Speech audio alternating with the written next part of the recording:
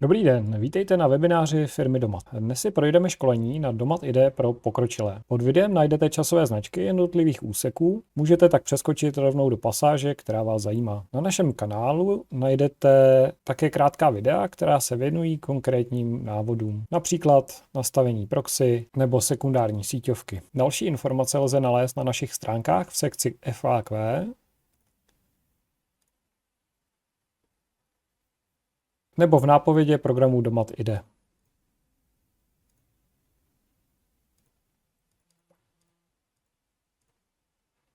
Jako první si ukážeme, jak pracovat s daty z jiného PLC. Uděláme to pomocí DataSource, takže tady mám příklad projektu, který se teda jmenuje DataSource projekt. V programu main, tak tady mám nějaký datapointy, uložím si to a nyní si udělám novou sestavu.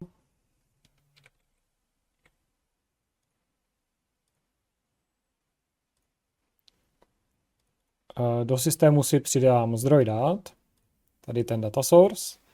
Tady si musím namapovat cestu ke spustitelné bitové kopii, která teda bude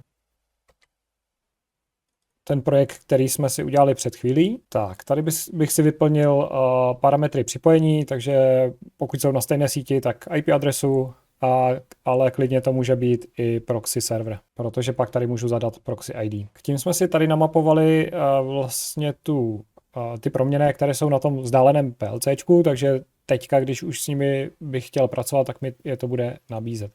Já si tady přiřadím rychle jenom nějaký PLCčko, to vypadá reálnější. Tak. Tady máme ten vnitřní kanál s Erixio modulem, takže my si dáme přidat kanál.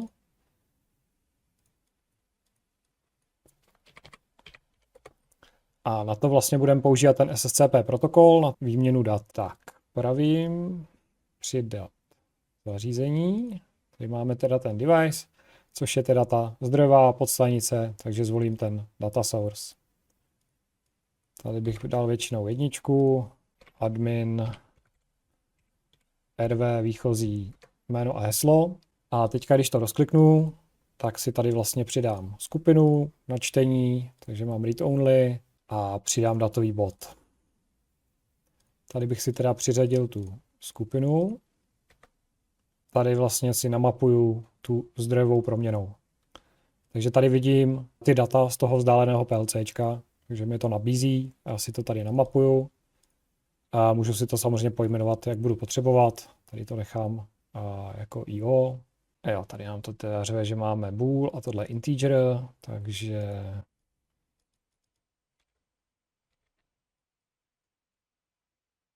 tady už je vlastně vidět ta proměna z toho vzdáleného PLCčka. Podobně bych mohl přidat skupinu pro zápis. A opět přidat nějaký datový bod. Tady si přiřadit tu správnou skupinu, zápis. A opět tady namapovat nějakou proměnou. Takže takhle si dokážu vyměňovat data mezi PLCčkama, třeba venkovní teplotu nebo nějaký poruchy a tak dále. A podobně vlastně ten data source, tak můžu přiřadit i pro HT300 například, pro terminál, anebo i mobilní aplikaci Domat Visual.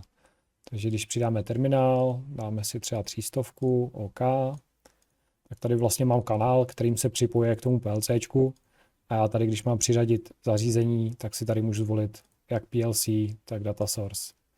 Takže ta 300 se pak bude připojovat jak k tomu lokálnímu PLCčku, tak i k tomu data sourceu, který buď to může být na stejné síti, a nebo klidně přes proxy. Pokud bychom chtěli mít více PLCček v jednom projektu, tak je potřeba přepnout do plného režimu. Já to tady teďka smažu, ten data source taky smažu, tohle taky smažu. Takže přepneme do plného režimu, OK. A nyní přidáme regulátor. Zase si ho tady manuálně přiřadím, jedno jaký, třeba 520. Tak.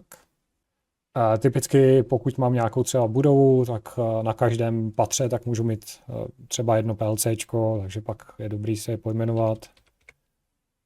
Třeba první patro, a tak podobně. To první PLCčko, co tady mám, tak je Markem X3, když si tady rozkliknu Erixio, a tak třeba na A1 mám venkovní teplotu.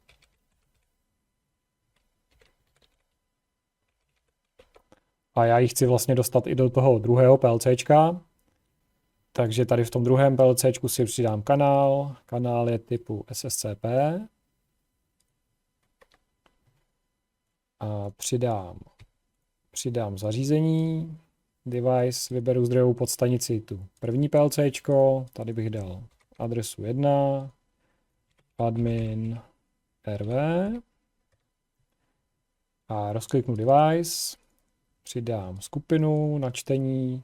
To je správně, read only. Takže přidám datový bod.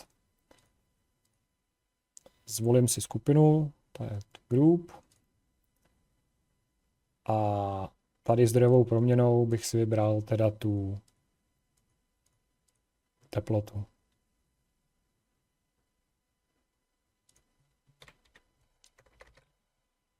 Jo, akorát to musím ještě trošku zkompilovat, ať se mi to propíše. Tak, zdrojová proměna. Venkovní teplota, už ji tam mám. Je to teda real, takže ono si to převzalo. A tady ještě, jelikož mám plný režim, tak vlastně není zapnutý autogen pro všechny proměnný, takže to tady musím zapnout a nastavit. Tak, zkompilovat. A teďka už můžu pracovat s tou venkovní teplotou i tady v tom druhém PLCčku. A když si vytvořím nový program,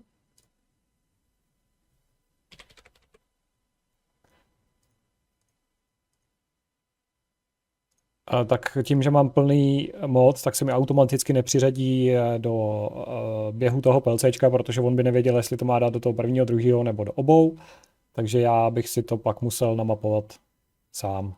Takže buď to si rozkliknu ten první, tady mám ten task a ještě to nemáme zkompilováno, takže zkompilovat. A můžu si ho tam přidat. Potvrdím OK a už vidím, že mi tam běží oba dva ty programy. To samé v tom druhém, zase nezávisle na sobě. Můžu tam dát třeba jenom ten druhý, odebrat ten main a mít to takhle.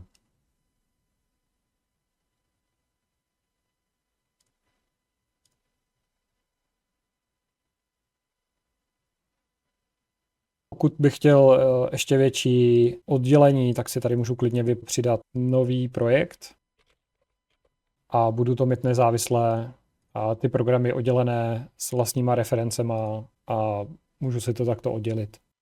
Když pustím ladění, tak nyní mám na výběr, jaké PLC chci pustit do ladění. Můžu si takhle klidně vybrat obě nebo jenom jedno, je to na vás.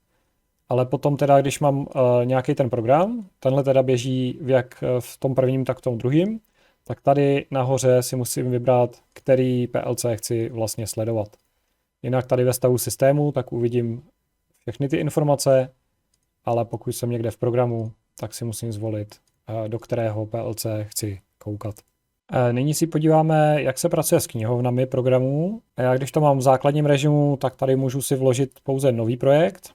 Takže my si to přepneme do plného a nyní již můžu vložit existující projekt knihovny.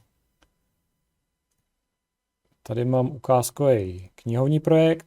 Je to vlastně jiný projekt, ve kterém mám vytvořený svou knihovnu.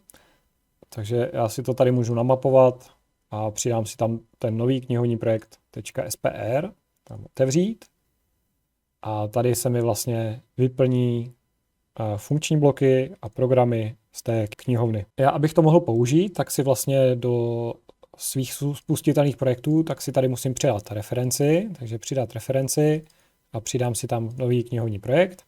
A nyní, když můžu v tom mainu si tam přidávat ty funkční bloky z té knihovny, což je tenhle ten můj funkční blok. Podobně můžu si do PLCčka přidat i program z knihovny.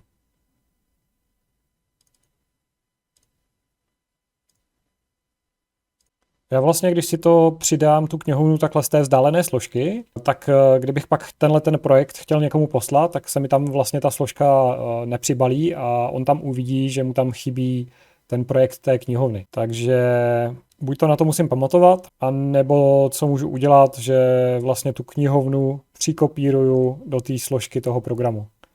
Takže já tady mám dokumenty a celou tuhle složku nový knihovní projekt, tak bych vlastně si dal Ctrl+C a tady teďka jsem tady ve složce zde, tady bych ho skopíroval, nový knihovní projekt a nyní, kdybych to smazal, tak ho můžu přidat existující a namapovat si ho odsud. Samozřejmě ve firmě tak asi typicky ty knihovny budou uložené na serveru a každý si je bude mapovat z toho serveru, aby měl jistotu, že tam jsou vždycky ty poslední aktuální verze těch programů. Protože jak vidíte tady, tak funkční bloky i programy, tak si můžu verzovat, takže vlastně vytvořím novou verzi toho programu a můžu třeba nastavit ten předchozí, že je porušený a tím pádem, pokud já to mám v programu použito a mám tu knihovnu namapovanou, tak mi tam vyskočí varování, že vlastně ten funkční blok verze 0.6 tak byl poškozený a je doporučeno ho nahradit funkčním blokem verze 0.7. Můžeme si to ukázat tady ve Fupla blocích, tak já si tam vložím funkční blok starší verze a dám zkompilovat a tady mi to hodí chybu, má stav porušený, neměl by být používán a já když na to kliknu pravým, tak tady máme nahradit verzi. Nahradím ji za tu 7. verzi, která není porušená a nemusím vlastně přepojovat ty vstupy a výstupy, přepojí se mi automaticky. Takže je to takový jednodušší. Pokud bych si chtěl přidat nějakou svoji knihovnu do těch základních, co už jsou tam vložený, tak bych vlastně musel skopírovat soubor .slb do program files domat ide library a pak vlastně se mi to objeví tady mezi těmi referencemi. Dám přidat referenci a mezi standardníma knihovnama už uvidím ten svůj nový knihovní projekt. Já to teďka smažu a kdybych teda chtěl si udělat nový svůj projekt knihovny, tak tady dám vložit nový.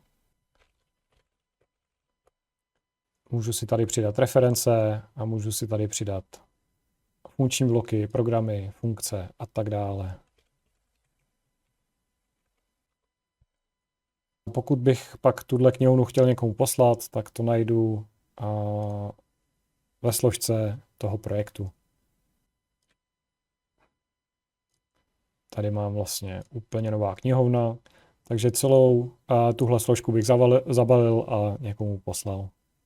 Pokud to mám namapováno z toho vzdáleného adresáře, tak vlastně při každém načtení toho programu Domat IDE, tak se mi to tady zaktualizuje, takže uvidím, jestli tam je třeba něco nového nebo ne. Ale můžu si vlastně udělat i svoji novou verzi toho funkčního bloku, ale pak už mi to teda nebude navázaný na tu původní knihovnu. Takže tady bych si dal vytvořit verzi, vytvoří mi to vlastně verzi 0.8 a já pak teda můžu nastavit tady ten stav třeba zastaralý, porušený nebo nepodporován.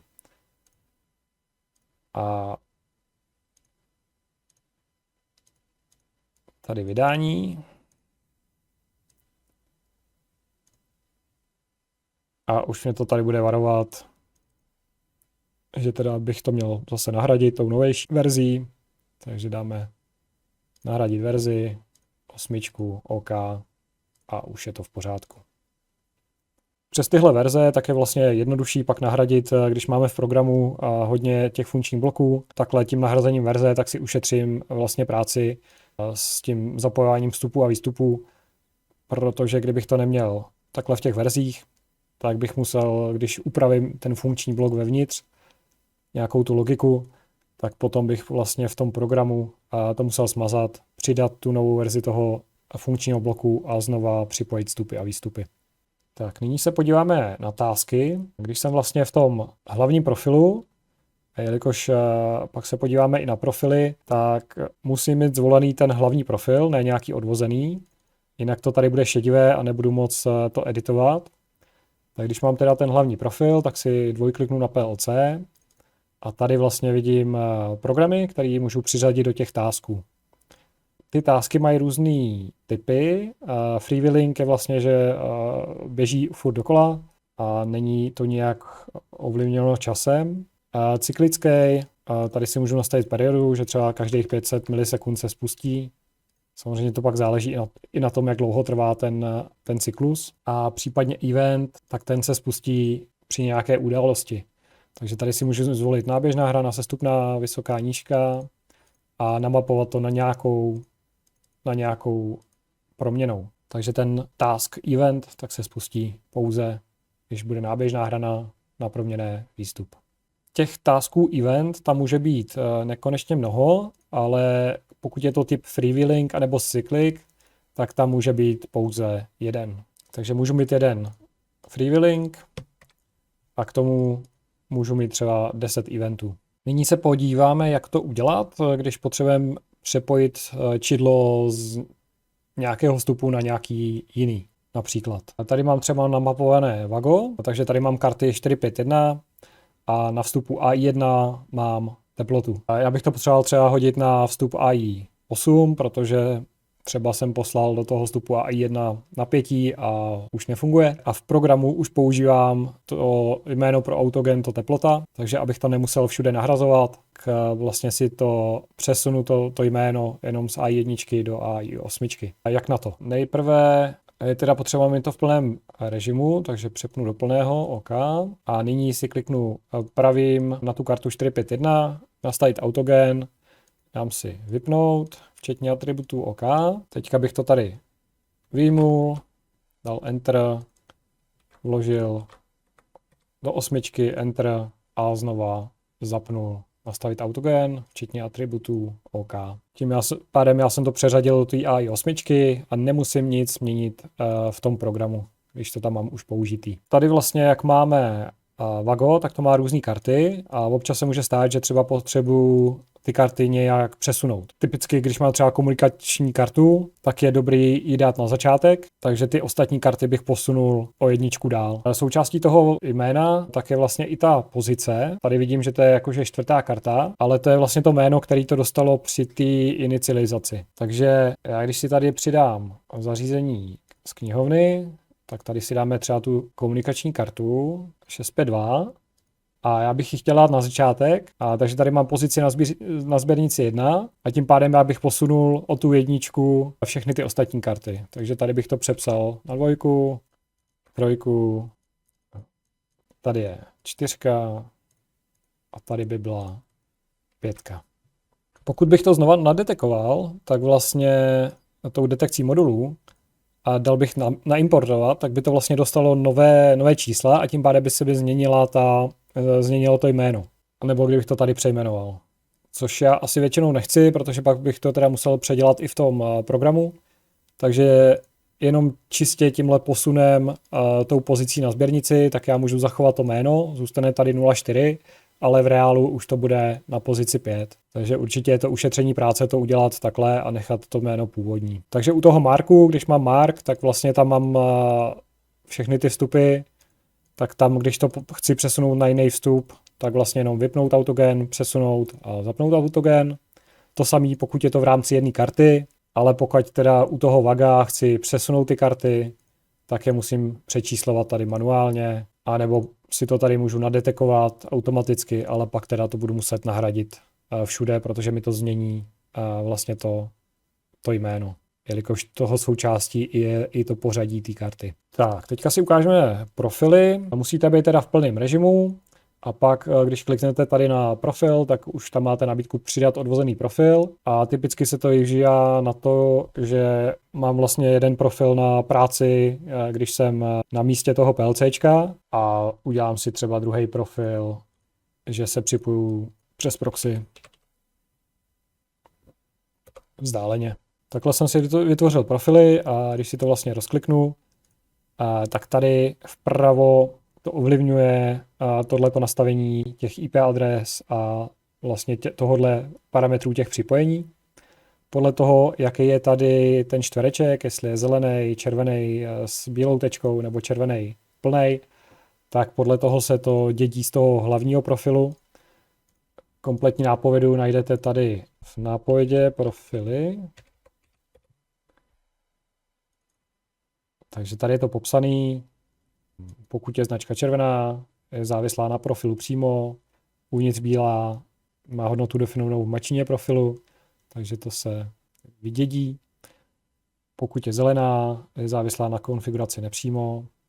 Takže typické použití, a asi tady on-site, tak vlastně mám připojení na lokální IP adresu a když si tady přepnu na to proxy, tak si tady nastavím, že nechci TCP, chci proxy. Tady bych si nastavil to proxy ID a tím pádem pak tady nemusím přepisovat ty parametry toho připojení pokaždý, když změním tu svoji lokaci, ale jenom si to takhle překliknu a mám tady buď to lokální síť, anebo tu proxinu. Jen pozor, když pak už si něco změníte v tom odvozeném profilu, tak vlastně se to jako nepřesune zpátky do toho základního, jo? Tak jenom dávat si na to pozor. A případně ty velké úpravy vždycky dělat, když mám takhle zakliknutý ten hlavní profil. Tak další kapitolka bude proxy. To zmíním jenom okrajově. Máme tady vlastně článek, jak nastavit proxy připojení, protože předtím vlastně bylo starý proxy ID, a dneska už dáváme nový proxy ID. Jinak co to je? Je to služba, která vám dovolí se připojit k PLC vzdáleně i bez veřejné IP adresy, protože to PLC se připojí k proxy serveru, vy se připojíte k proxy serveru a je tam zabezpečené připojení. Proxy nabízíme zdarma, stačí nám poslat e-mail na support, prosím poslat 3 proxy a my vám je vygenerujeme. Každé PLC tak musí mít unikátní proxy ID. Takže jak jsem říkal, staré, nové a buď to šifrovaná nebo nešifrovaná, takže pak v tom nastavení tak jsou vlastně 4 možné konfigurace. To se tam vlastně nahraje ta konfigurace do toho PLC, pak se k němu připojíte a tady ve statusu tak je vidět ten status, jestli se PLC připojilo k proxy serveru, pokud tam je idle, tak už je úspěšně připojeno a čeká na další klienty. Máme o tom tady i videjko, takže Domad proxy můžete mrknout přímo sem. Nyní si ukážeme alarmové bloky a práci s nimi a posílání SMSek a mailů. Takže pokud já mám program, třeba tady main, tak si dám fupla bloky a tady budou alarmy. Takže mám tady na výběr alarm anebo single alarm. A rozdíl mezi nimi je takový, že vlastně single alarm tak má jenom jediný vstup, kdežto tady ten blok BD57 tak má těch vstupů možnost mít více. Takže to je takový globální alarm. Takže ta práce vypadá následovně. Já když tady mám sestavu, tak tady mám třeba digital inputy, takže tady bych měl čidlo zatopení. Tady v tom mainu tak bych si globální proměnné vložit existující. Přidal bych si tam čidlo zatopení a to bych si vlastně tady připojil na ten vstup in. A můžu si tady připojit proměnné, které mi udělají ten reset, případně to zpoždění a tak dále. To teďka nebudeme potřebovat, takže já to tady vyklikám tu neviditelnost. Těsně vedle, tak. A nyní teda, pokud se mi změní ten status vlastně toho čidla zatopení, můžeme si to tam nahrát.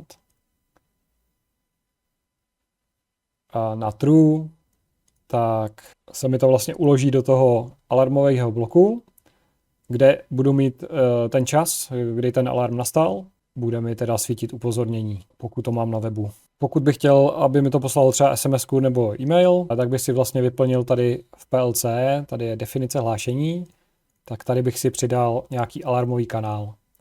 A můžu si tam přidat buď to typ GSM, což je typicky připojený na surveillance GSM modem, takže tady se musí třeba definovat PIN kód, AT příkazy, takže ty modemy vlastně třeba BGS tak mají nějaké příkazy přes tu server linku, aby byly schopný odesílat ty SMSky. Takže bych si to tady nastavil podle toho typu. Ještě jenom pozor, zrovna u toho typu BGS, tak tam je ve výchozím nastavení mají výchozí nastavení takové, že očekávají řídící signály, kdežto naše PLCčka mají v základním nastavení ty řídící signály vyplé. Takže buď to bych musel zapnout řízení toku, tady hardwareově, takhle, a nebo bych musel vypnout na tom modemu to hardwareové řízení toku. Takže tady máme článek, který to rozebírá. Ještě další věc u VAGA tak je jiné zapojení toho sériového portu, takže je potřeba dodržet tohle schéma. A tady máme ukázku těch příkazů, jak nastavit to řízení toku u toho modemu. Jak to otestovat, jak si případně zkusit poslat SMS zprávu, abyste tohle už měli rozhozený a dostali se dál v té diagnostice, proč to třeba neposílá ty SMSky. Takže to je článek posílání SMS GSM modemem. Takže to je nastavení SMS brány. Druhý kanál, tak bych tady mohl mít ten SMTP, což je teda pro posílání mailů. Tady zase nějaké přihlašování, validace a tak dále. Z naší zkušenosti tak zase máme článek, který je k tomuto tématu. A je to teda odesílání alarmových mailů přes Gmail Seznam Centrum. A tady je, co jsme vyzkoušeli, co nám jako funguje, ty porty. Takže Seznam a Centrum ano, Gmail, Outlook bohužel ne. Tak a tady bych měl tyhle ty kanály, takže to bych si pojmenoval třeba jako SMS a tady jako mail. A potom vlastně bych si musel dát funkční blok trigger. Takže tady dáme trigger a buď to teda send mail trigger, anebo send SMS trigger. A tady u toho bloku BD57 tak vlastně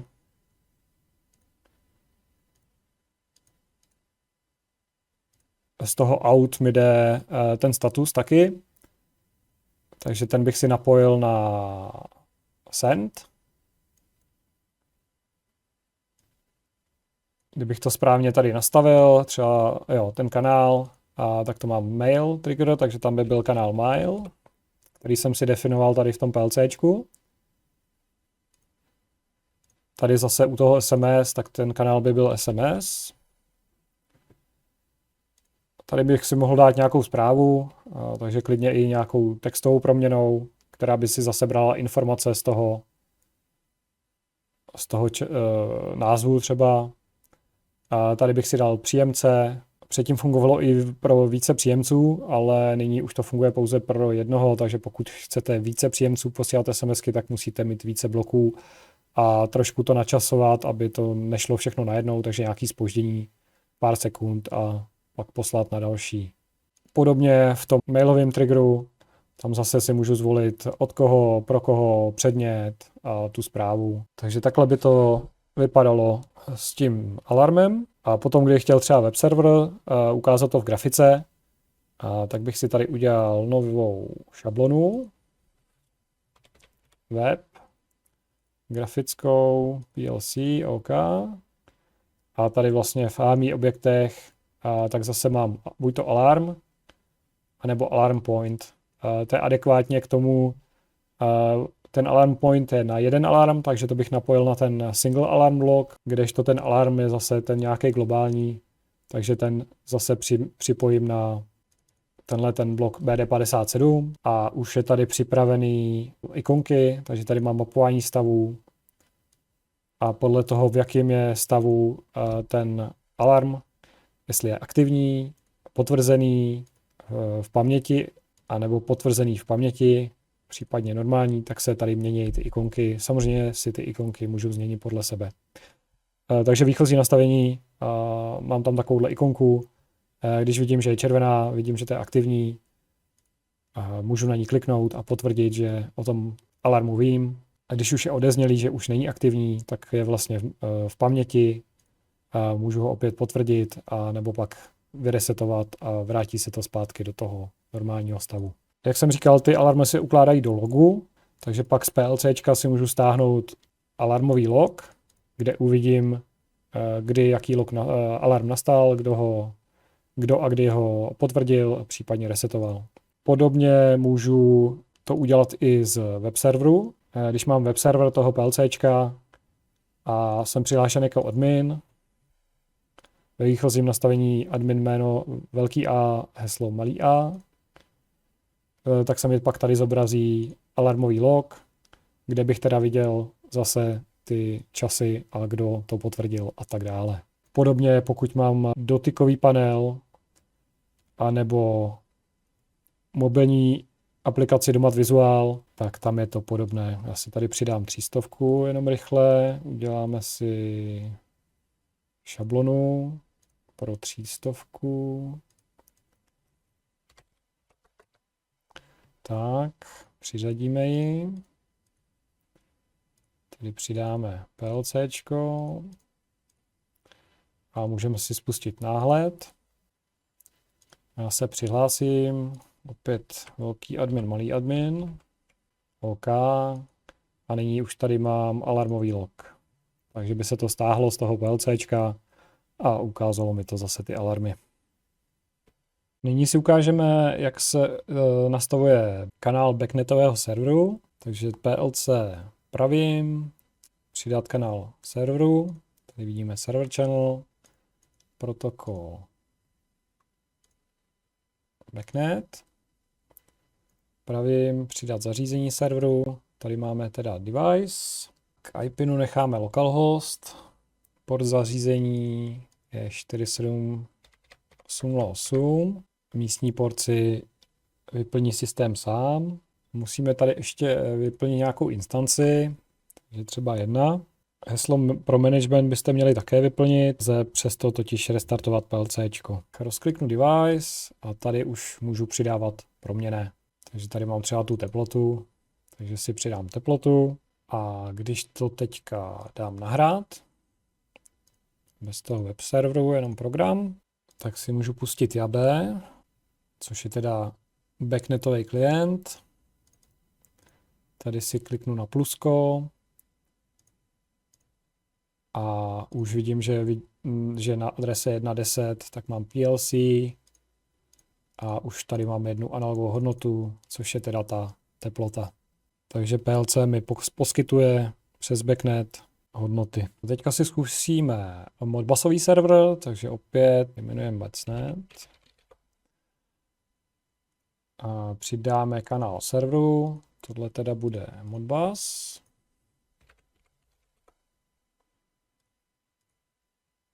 Modbus server, sériovou linku a nebo TCP. Přidáme zařízení serveru. Tady vyplníme IPinu PLCčka, což je 192.168.1.10. Adresu 1, port 502.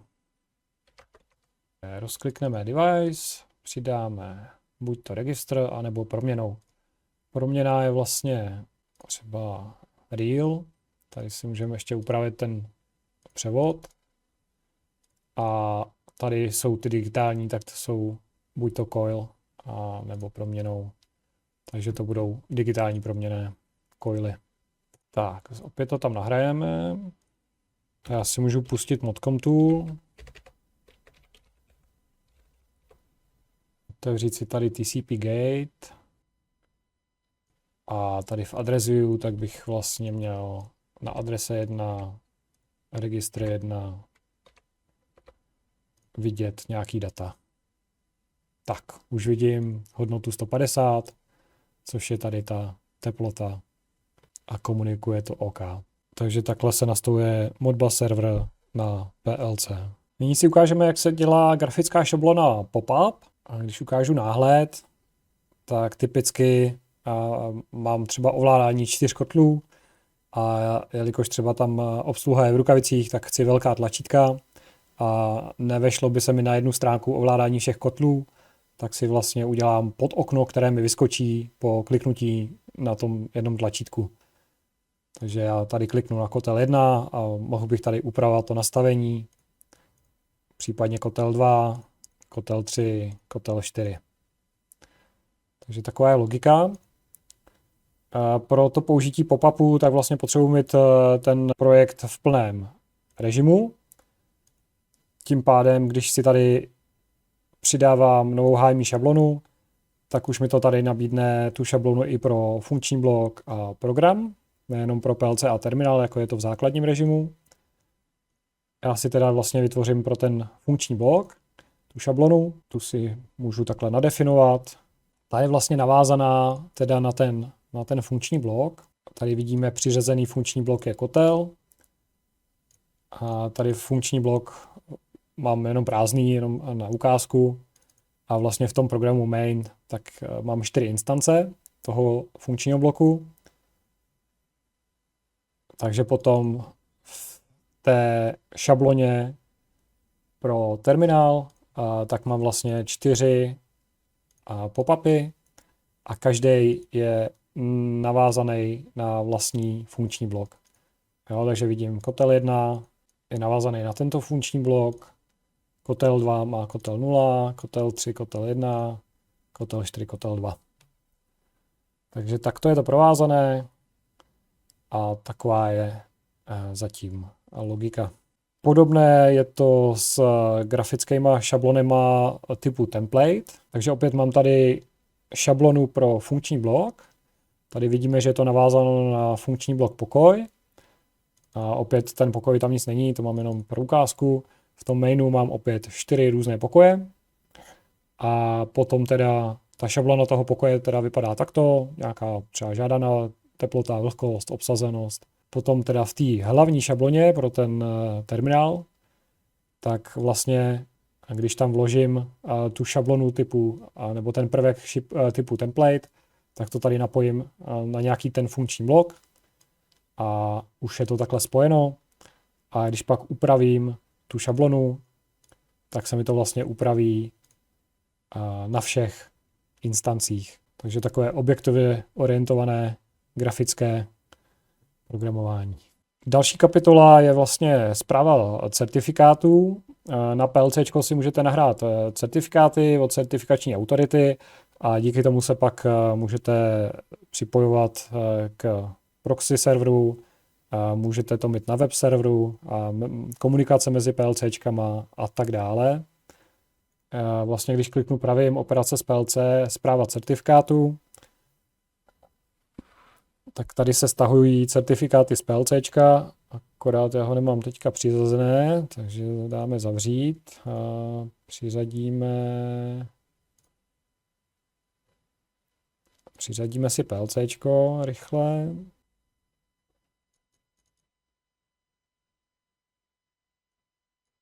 Tak, tady si můžu stáhnout konfiguraci, ona se stáhne, jestli tam nějaké certifikáty už nahrané jsou nebo nejsou. Tady se nám žádný nenachází.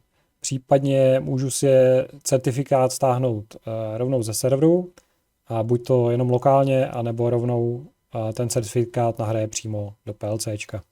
Do větší hloubky se tomu věnuje článek na našich stránkách zabezpečení, kde je to jak obecně popsáno, co to je, k čemu se to používá, tak jsou tady i příklady právě komunikací mezi klientem a právě tím PLCčkem. Kam je potřeba teda ty certifikáty uložit a tak podobně. Další téma, co bych chtěl v tomto školení zmínit, je programování v ST kódu. Je potřeba mít IDE přeplet do plného režimu a poté už se vám objeví více možností, když chcete přidat program, funkční blok nebo funkci. Skvěle toto téma ukazuje článek na našem webu s názvem Programování v ST. Ve 4 kapitolách najdete příklady funkčních bloků, funkcí i programů. Odkaz na článek najdete v popisku videa nebo ho můžete jednoduše vyhledat dle nadpisu na našem webu. Je také uveden v sekci FAQ projektování a programování řídících systémů. Tak, poslední kapitolu, tak si ukážeme, jak se vlastně exportují a importují prototypy Modbus a Mbus zařízení. A já když mám teda nějaký PLCčko, takže já si tady nějaký manuálně přiřadím, a přidám si kanál, protokol Modbus, a já si vlastně vytvořím nějaké svoje zařízení a chtěl bych ho pak třeba poslat kolegovi nebo si to dát na server, abych ho pak už nemusel pokaždé tvořit nebo kopírovat z jiného projektu. Takže si dám přidat zařízení. Tady mám teda nějaký genetický device, ale já si to samozřejmě můžu pojmenovat.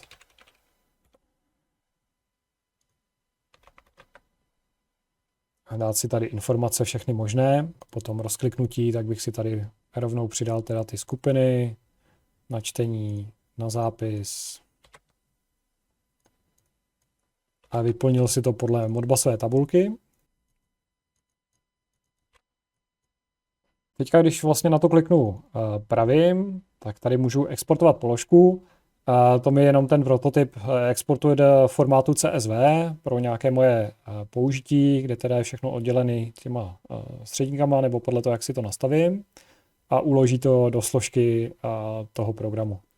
Já kdybych to chtěl importovat do nějakého jiného projektu, tak potřebuju soubor .hv, což teda udělám tím, že kliknu pravým a dám tady vytvoř knihovnu. A tady mi to teda ještě řekne, že potřebuji mít správně vytvořené pojmenované vlastnosti, model ID, ID výrobce, ID verze.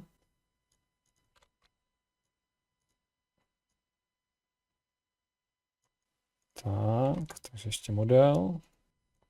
Tak, export položky se podařil. Ten prototyp se mi uložil do složky C, program data, domat IDE, hardware library Modbus.